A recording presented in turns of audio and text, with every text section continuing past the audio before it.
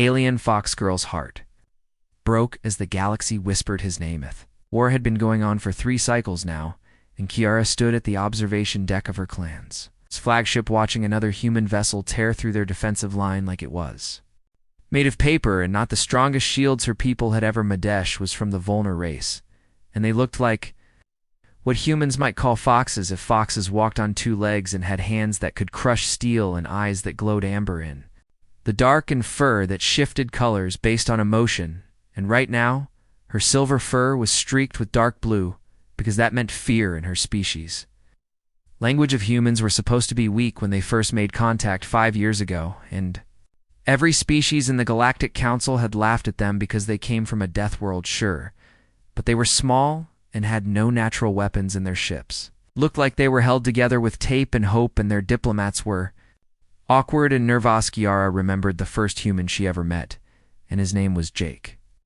Murphy, and he was a maintenance worker on one of the joint stations, and he had smiled at her with those strange flat teeth and offered her something called coffee, and she had accepted because refusing gifts was rude in Volner culture.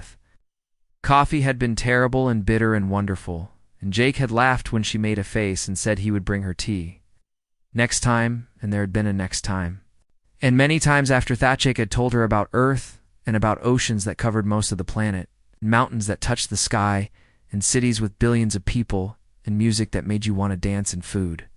from 1,000 different cultures and stories that had been told for thousands of years. Told her about his grandmother who raised him, and about his sister who was studying to be a doctor, and about his friends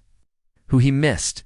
and about how he was saving money to buy a little house by a lake somewhere quiet. Kiara had told him about her clan, and about the hunting grounds of her home world, and about the 3 moons that rose at different times and created different tides of magic in the air, and about her brother who died in a stupid accident, and about how she joined the military to make him proud. And Jake had listened and understood in a way that most Volner didn't, because her people were always about strength and honor, and Jake just cared about weather. She was okay. That was 2 years before the war started, and Kiara thought about Jake every single day since. 10th war started because of a misunderstanding and a treaty violation that wasn't really a violation, but the council didn't care because they wanted to put the humans in their place and show them that death world species were meant to serve, not to stand equal. Council sent a small fleet to blockade Earth and demand tribute in terms of surrender, and they expected the humans to fold immediately because humanity had 12 ships total, and the Council had sent 50. Humanity did not fold, and instead those 12 ships tore through the Council fleet like hungry predators through prey, and only 7 Council ships made it back, and those ships brought stories of human tactics that made no sense. Humans didn't care about honor in battle, and they used weapons that were considered barbaric, like kinetic missiles that were just chunks of metal moving really fast, and nuclear devices that poisoned space, and cyber attacks that turned your own systems against you. Humans fought like every battle was their last, and like losing meant extinction, and maybe for them, the Council sent more ships, and humanity built more ships, and somehow the humans were building faster and fighting smarter and winning more than they lost. Kiara's clan was pulled into the war 6 months ago, and she had been in 4 major battles and watched 3 of her clutchmates die, and she killed more humans than she could count and hated every second of it. But orders were orders, and honor demanded service, and her commander said the humans were animals that needed to be put down, and she tried to believe that even though she knew it was a lethal human ship that just broke their line, was called the Spirit of Texas, and Kiara watched it spin and dodge and fire with a precision that seemed impossible for something that big and that fast. Their tactical officer was shouting numbers and probabilities, and none of them were good, and her captain ordered all ships to focus fire on the human vessel, and maybe that would have worked except 3 more human ships dropped out of faster-than-light travel right behind their formation. Battle turned into chaos, and Kiara was coordinating point defense systems and trying to keep missiles from turning her ship into debris, and all around her people were dying. A human boarding pod latched onto their hull, and Kiara grabbed her plasma rifle and ran toward the breach point with her squad, because that was her job and she was good at. If humans came through the breach fast and hard, and they were wearing armor that made them look like metal demons, and they moved like they had trained for this exact scenario 1,000 times, Kiara's squad fired, and the humans fired back, and 2 of her people went down immediately, and she dove behind cover and returned fire and tagged 1 human in the shoulder, but their armor absorbed. Most of our fight moved through the corridors, and Kiara was separated from her squad, and she found herself in a cargo bay facing a single human soldier, and they both had their weapons. The human was bigger than her and broader, and their helmet display showed a name tag that read Murphy J. Ciara. Felt her heart stop and her fur flashed white, which meant shock, and she lowered her weapon slightly and said Jake's name. Like a Questionante, human tilted their head and reached up slowly and unsealed their helmet and pulled it off, and it was Jake, and he looked older and tired, and Sajic stared at her, and his weapon stayed up, but his hands were shaking, and he said her name quiet like a prayer, and asked what she was doing. Harakiara, said she, was military, and this was her ship, and what was he doing here? And Jake said he enlisted after the war started because the council was bombing human colonies and killing civilians. They stood there for a long moment, and Kiara could hear fighting in the distance, and alarms blaring, and her training said she should shoot him, but her heart said she absolutely could not. Jake lowered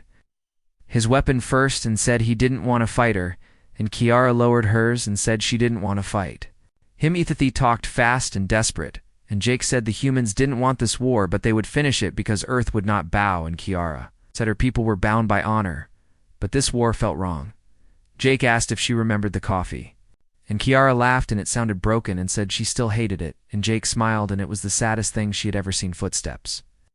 echoed nearby, and they both knew their time was up, and Jake put his helmet back on and told her to stay safe, and Kiara said the same, and they went different directions. Battle ended with the human ships drawing, but not before they crippled half the Vulner fleet in Kiara's. The captain was furious and talking about revenge and honor. Kiara went to her quarters and cried for the first time since she was a child, because she knew this war would not end until one side was destroyed, and she could not bear the thought of Jake dying. Weeks passed, and more battles happened, and Kiara started noticing things she had ignored before, like how her commanders talked about humans like they were vermin, and how the council propaganda painted Earth as a plague that needed cleansing. She started wondering if maybe her side was wrong, and that thought was dangerous and treasonous, but it wouldn't leave her alone during a supply run to a neutral station. Kiara slipped away from her unit and found a communication terminal and sent a message to Jake's old account, not knowing if it would reach him. She said she was sorry, and she missed their talks, and she wished things were different, and she hoped he was alive. 3 days later, she got a response, and it was just 2 words, but they meant everything, and Jake had written, "Stay aliveth." War escalated, and humanity unveiled new weapons and new ships. They started winning more decisively, and the council was panicking because this wasn't supposed to happen. Rumors spread that Earth had formed alliances with other species who were tired of council control, and that human fleets were liberating occupied worlds, and that the council's grip on the galaxy was slipping. Kiara's clan was reassigned to defend a major shipyard, and intelligence said a large human fleet was coming, and everyone knew this would be a critical battle. Humans arrived with 30 ships, and they were coordinated and relentless, and the Vulner defenders fought hard, but it wasn't. Kiara's ship was hit by a railgun round that tore through their engine section, and they lost power, and life support started failing, and the captain ordered evacuation. Kira made it to an escape pod with 4 others, and they launched just before their ship exploded, and the pod tumbled through space between the battle. Lanisa human frigate caught them in a tractor beam and pulled them in, and Kiara expected execution or imprisonment, but instead they were met by human marines who checked them for weapons, and injurious humans were professional and calm, and they separated the prisoners, and Kiara was taken to a small room with a table and 2 chairs and told to wait. Jake walked in, and Kiara felt her breath catch because he was alive and real and here, and he looked at her like she was the only thing in the university weren't supposed to touch, and there were cameras watching, but Jake crossed the room anyway and pulled her into a hug, and Kiara buried her face in his shoulder and held on